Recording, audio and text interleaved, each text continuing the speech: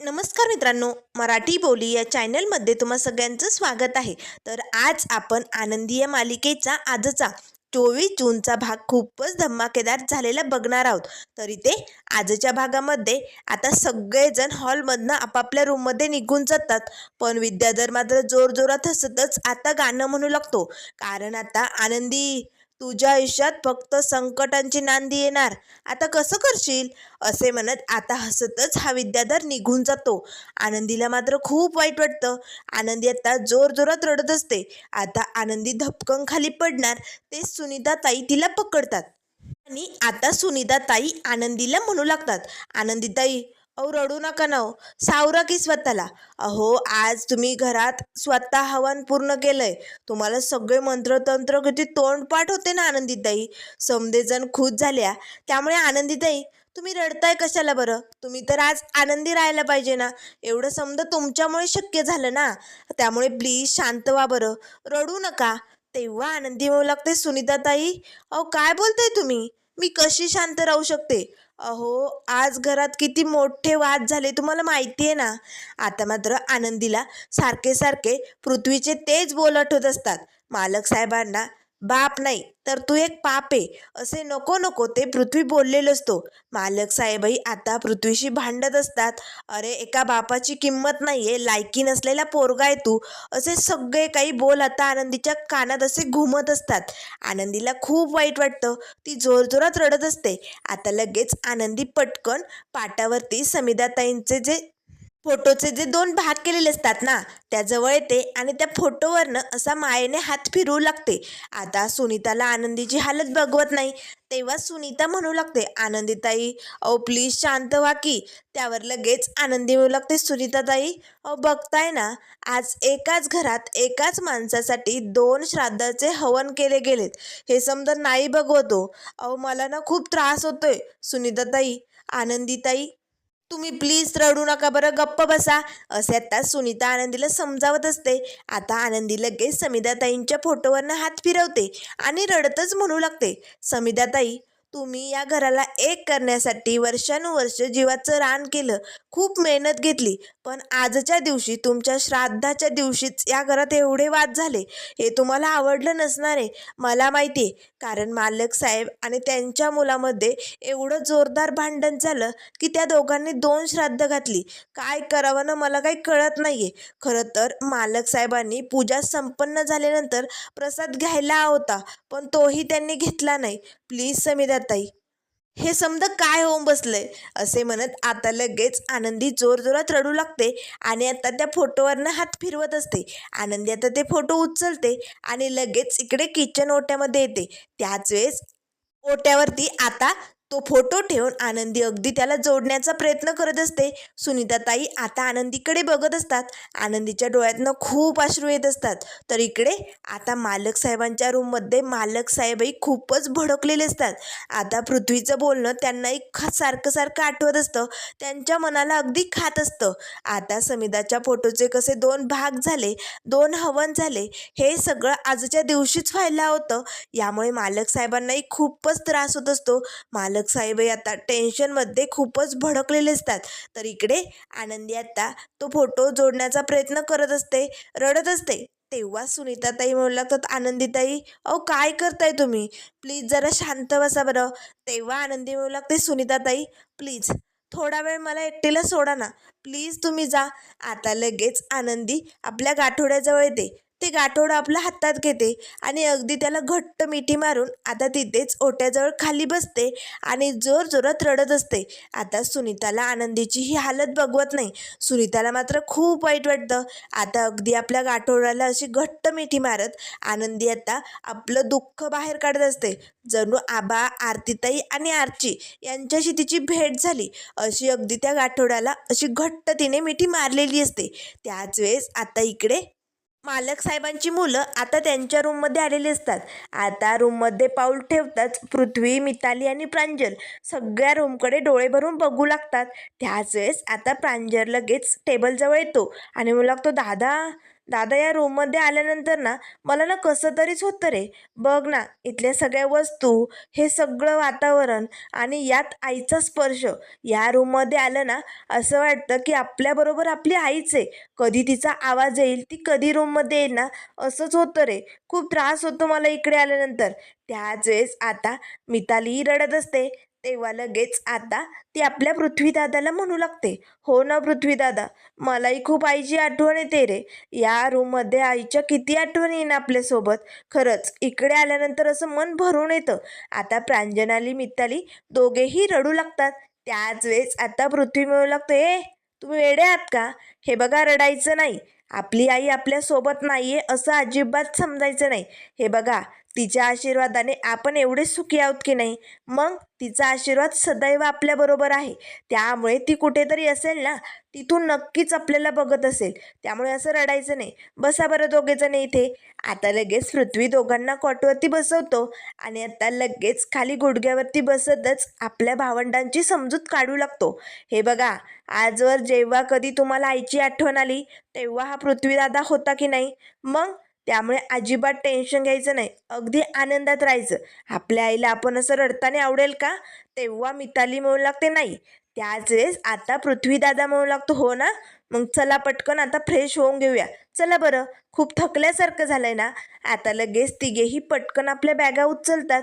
आता प्रांजल लगेच आपल्या बॅगेतलं सामान काढू लागतो. त्याच वेळेस आता पृथ्वीचं लक्ष ज्या खुर्च्या वगैरे असतात ना रूममध्ये, त्या खुर्च्यांकडे जातं. आता ज्या खुर्च्या लावलेल्या असतात ना, त्या काय पृथ्वीला पटत नाही. नक्कीच निंबाळकरांनी इकडे खलबदल केली. या खुर्च्या अशा नव्हत्या. या अशा कोणी केल्या असतील? या निंबाळकरांना ना आता आपल्या रूममध्ये सुद्धा प्रॉब्लेम व्हायला लागलाय. कोणी इकडे त्यांना इंटरफेअर करायला लावलं? असे म्हणत आता पृथ्वी मात्र भडकतो आणि लगेच त्या खुर्च्या आजूबाजूला ढकलू लागतो. तेव्हा लगेच आता प्रांजल आणि मिताली येतात. दादा दादा, अरे शांत हो, काय झालंय तुला? अरे एवढा का भडकतो तू? तेव्हा लगेच पृथ्वी म्हणू लागतो, या निंबाळकरांचा ना मला लय राग येतो. खरं तर ना यांचं नाव या रूममध्ये अजिबात काढायचं नाही. तुम्ही पण नाही आणि मी पण नाही. आजपासून त्यांचं नाव घेतलेलं मला अजिबात चालणार नाही. त्यांची हिंमत कशी झाली आपल्या रूममध्ये येऊन खलबदल करायची? हे सगळं तुम्ही बघताय ना कसं होतं आधी, आणि कोणी चेंज केलं हे सगळं? त्या निंबाळकरांनी. आता मी त्यांना जाब विचारणार. असे म्हणताच पृथ्वी भडकलेला असतो. तेव्हा तो लगेच आता बाहेर निघणार. तेच आता मिताली त्याचा हात पकडते. दादा दादा, तू शांत हो बरं. हे बघ, चिडचिड करू नको आणि बैस बरं इकडे. 2 मिनटं माझं ऐक. आता लगेच पृथ्वीला प्रांजल आणि मिताली सोप्यावरती बसवतात. तेव्हा लगेच आता मिताली आपल्या दादाची समजूत काढू लागते. दादा, अरे का असं वागतोय तू? हे बघ, आजच्या दिवशी तरी नको ना रे असं वागू. हे बघ, तुला राग आलाय. तुला त्यांच्याबद्दल खूप मनात राग आहे. त्या पाठीमागे काही कारणही असतील, हे मला ठाऊक आहे. पण आजच्या दिवशी तरी नको असं करू रे. नको त्यांना एवढं वाईट बोलू. हे बघ, कितीही काही झालं तरी शेवटी ते आपले वडील आहेत रे. आपण मुलं आहोत त्यांची. हे बघ, आपलं दुःख आपण एकमेकांशी शेअर करू शकतो रे. आपण 3 जण आहोत. पण त्यांचं काय? त्यांच्या मनातलं दुःख ते कुणाला सांगणार आहे? नाही सांगू शकत रे. मनात खात असतील, त्यांना वेदना होत असतील रे. त्यामुळे प्लीज पृथ्वीदादा, आपण जर सगळी भांडणं सोडून एकमेकांशी प्रेमाने वागलो तर एकमेकांचं मन जाणून घेऊ शकतो की नाही. त्यामुळे प्लीज आपण त्यांना समजावून घ्यायचं का? प्लीज पृथ्वीदादा ऐक. आता पृथ्वी भडकतो. मिताली, तुला त्यांचा एवढा पुळका आहे? तुझा बाप आहे ना तो. मग जा, तू त्यांच्याकडेच राहा. तुलाही प्रांजल त्यांचा पुळका आहे ना. तेव्हा लगेच आता मिताली आणि प्रांजल म्हणू लागतात, दादा दादा, अरे प्लीज आमचं ऐकून घे. अशी चिडचिड नको करू. तेवढ्यात आता शिल्पा दरवाजात आलेली असते. आता शिल्पा या तिघांकडे बघत असते. तेव्हा लगेच आता पृथ्वी म्हणू लागतो, हे बघा, त्या युगंधर निंबाळकरशी माझा कुठलाही संबंध नाही आहे आणि त्या माणसाचं नाव या रूममध्ये इथून पुढे घेतलेलं मला चालणार नाही. त्यामुळे तुम्हाला जर त्यांची एवढीच हौस असेल ना, तर तुम्ही या रूममधनं तिकडे जायचं, लगेच निघायचं. तुमचा आणि माझा संबंध संपला. तेव्हा प्रांजल म्हणू लागतो, दादा बरं ठीक आहे, आम्हाला नको आहे त्यांची बाजू, आम्हाला आमचा दादाच हवा आहे. पण प्लीज तू चिडचिड करू नको, शांत बैस बरं. तेवढ्यात लगेच आता शिल्पा म्हणू लागते, नाही म्हणजे माझ्याशी कुणाचा संबंध आहे की नाही? आता मात्र लगेच सगळेजण आत्याकडे बघू लागतात. त्याच वेळेस आता मिताली प्रांजल पटकन बाजूला जातात, आपले डोळे पुसतात. आता शिल्पा आत्या आतमध्ये आलेली असते. तेव्हा पटकन आता पृथ्वी लगेच आत्याचं दर्शन घेतो. तेव्हा लगेच आता शिल्पा म्हणू लागते, पृथ्वी, अरे किती वर्ष लोटली रे, पण तुझ्या मनात अजूनही युगंधरबद्दल तोच राग, तोच क्लेश. त्यावर लगेच आता पृथ्वी म्हणू लागतो, आत्या बास, मला आता त्या विषयावरती जास्त बोलायचं नाहीये. आणि मी त्या माणसाला एवढं महत्त्व देत नाही ग, की रात्रंदिवस त्या माणसाचाच विचार करू, त्या माणसाबद्दलच बोलू. त्यामुळे प्लीज आत्या, मला आत्ता या रूममध्ये तो विषय नकोय. तेव्हा लगेच आता पृथ्वी हसतच म्हणू लागतो, दादा, अरे मग कुठला विषय हवाय तुला या रूममध्ये, आम्हाला सांग की. तेव्हा लगेच आता पृथ्वी म्हणू लागतो, शिल्पा आत्या, अगं तुझ्या धाकट्याला भेटली की नाही या, अगं तुझ्या लाडल्याला. आता लगेच पटकन शिल्पा प्रांजलजवळ जाते. प्रांजल पटकन घट्ट आपल्या आत्याला मिठी मारतो, तू कशी आहे, तू बरी आहेस ना, मला तुझी खूप आठवण येत होती. तेव्हा शिल्पा म्हणू लागते, गपरे, एक नंबरचा भामटा आहे तू. अरे आठवण येत असेल ना तर माणसाने एक तरी फोन केला असता. केला तू कधी मला फोन? नाही केला ना, मग उगच खोटेपणाचा आव आणू नको. बरं ठीक आहे, मी दिलेले पैसे तुला पुरले की नाही ते सांग. तेव्हा प्रांजल लागतो, पुरले की. आत्या, तू लय ग्रेट आहे, एक नंबर भारी, तू मला खूप आवडते. म्हणून थांब, मी काहीतरी आणलं या. आता लगेच शिल्पा मिताली जवळ येते. मिताली ही आता घट्ट मिठी मारून आता आत्याच्या गळ्यात पडून रडत असते. तेवढ्यात लगेच प्रांजल लागतो, एक मिनिट बासा, हा ड्रामा बाद झाला आता. आत्या, हे गे, हे गिफ्ट तुझ्यासाठी. तेव्हा लगेच आता शिल्पा ते गिफ्ट हातात घेते. थँक्यू.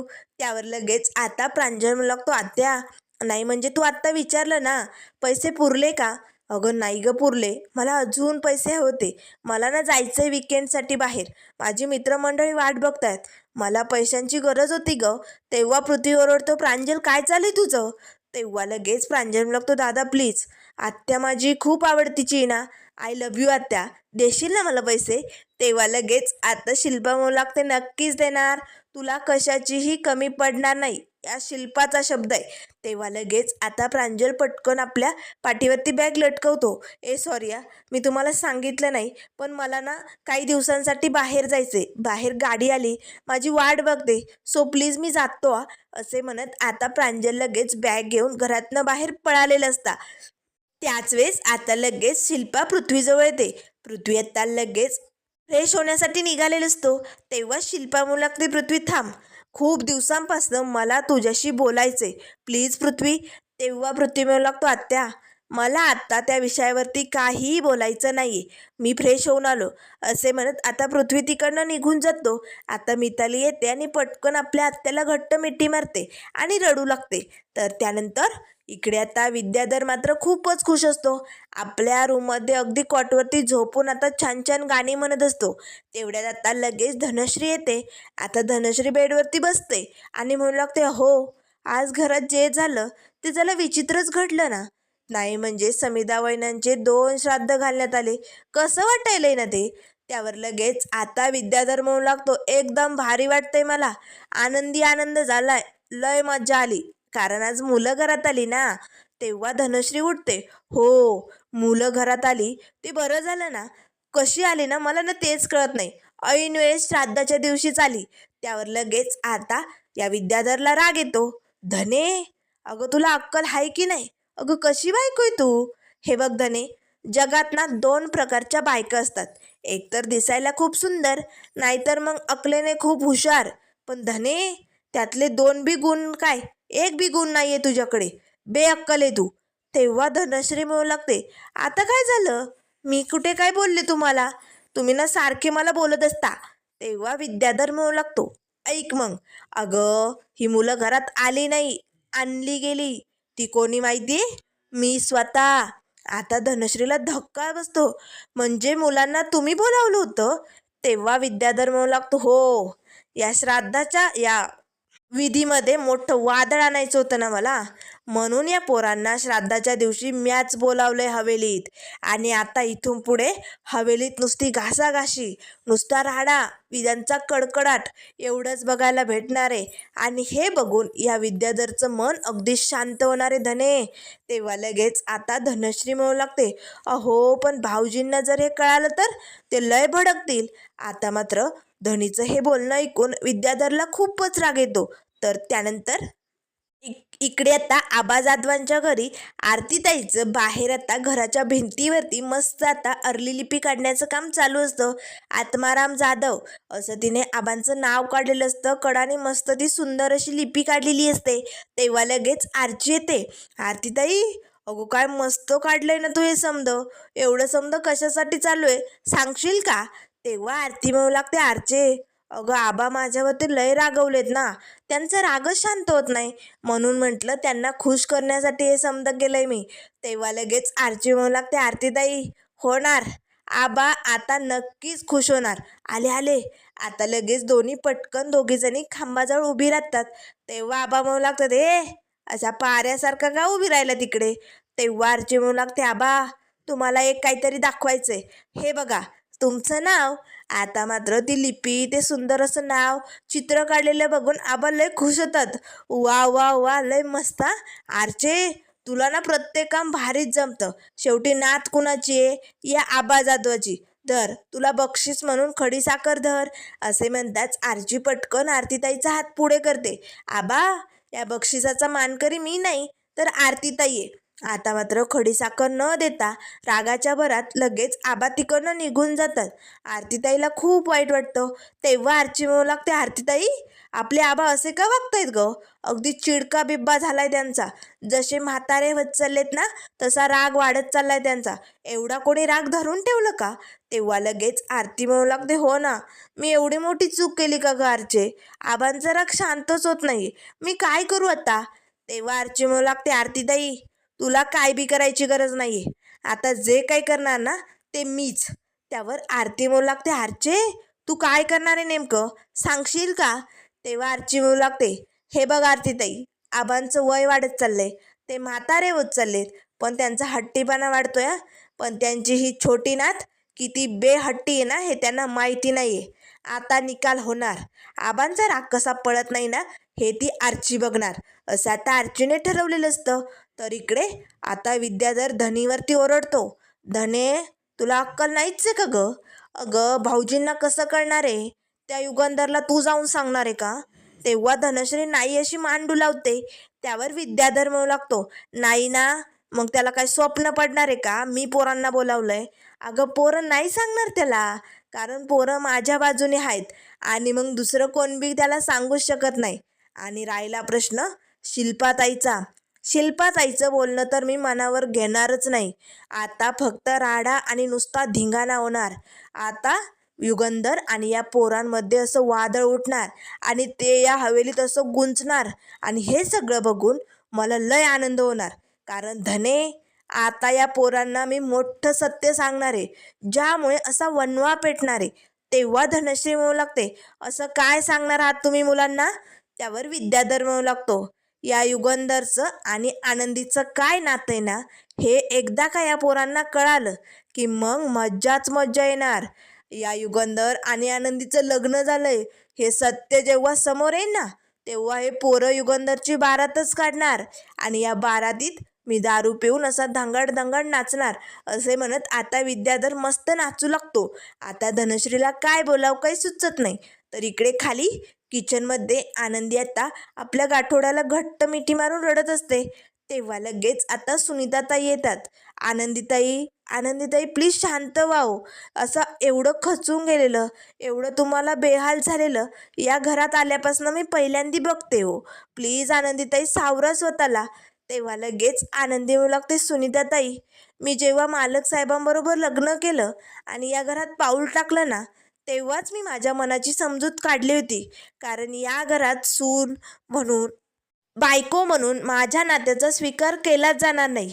मला खूप संघर्षातून, खूप संकटातनं सामना करावा लागणार आहे असं मी माझ्या मनाने ठरवलं होतं. पण या घरात सुनेचं कर्तव्य मी पार पाडू शकते, बायकोचंही पार पाडू शकते, पण एक आई आई असं म्हणताच आनंदी रडू लागते. त्याच वेळेस सुनीताताई म्हणू लागतात, आनंदीताई आनंदीताई बोला ना हो, असं मनात ठेवू नका हो. हे बघा शांत व्हा. आनंदी आता जोरात रडत असते. तिला असंख्य प्रश्न पडलेले असतात. तर त्यानंतर मित्रांनो पुढील भागामध्ये आपल्याला बघायला मिळेल. आता मालक साहेबांना समजलेलं असतं की मुलांना घरात बोलवण्याचं काम या राक्षसी विद्याधरचं आहे. आता विद्याधरला ओढतच हॉलमध्ये घेऊन येतात आणि आता त्याच्या तोंडाला मालक साहेबांनी काळं फासलेलं असतं. तेव्हा लगेच आता हवनाची जी राख असते ना, त्या कुंडातनं आता मालक साहेब आपल्या मुठीत राख घेतात आणि लगेच सगळ्यांसमोर शपथ घेऊ लागतात. आज माझ्या समिधाच्या श्राद्धाच्या दिवशी या दोन माणसांनी विघ्न आणलंय. एक हा पृथ्वी आणि एक हा विद्याधर. त्यामुळे या दोघांना सुटका नाही. आता त्यांना शिक्षा होणार. आजच्या आज लगेच मी या दोघांना या घराबाहेर बेदखल करणार. असे म्हणताच आता मालक साहेब त्या दोघांना घराबाहेर काढणार. तेच आनंदी येते. आनंदी यांनी आता समिधाचा फोटो अगदी छान व्यवस्थित जोडलेला असतो. आनंदी आता समिधाचा फोटो घेऊन येते, तिथे पाटावरती ठेवते आणि म्हणू लागते, थांबा मालक साहेब, निदान आजच्या दिवशी तरी असं काही करू नका. आज समिधाताईंचं श्राद्ध आहे आणि निदान त्यांच्यासाठी आजच्या दिवशी आपण समध्यांनी एकत्र यायला पाहिजे. आता मात्र पृथ्वी लगेच आनंदीकडे बघतो. ही कोण आहे मुलगी? हिला एवढं निंबाळकरांबद्दल का पडलंय? समिधाचा विचार एवढा का करते ही? तिने मगाशी हवं नाही केलं, सारखं आपलं घर का करते? ही कोण आहे? आता मात्र शिल्पा भडकते. कारण जर पृथ्वीला आनंदीचं सत्य समजलं तर मोठा भडका उडणार. पण विद्याधर मात्र दात काढून हसू लागतो. आता विद्याधर हा वनवा पेटवणार का? पुढे काय काय होणार? आनंदी हे सगळं वादळ कसं शांत करणार? हे सगळं आपल्याला बघायला मिळेल. त्यामुळे मित्रांनो, अशाच मालिकेंच्या अपडेट पाहण्यासाठी चॅनलला लाईक करा, सबस्क्राईब करा. व्हिडिओ पाहिल्याबद्दल धन्यवाद.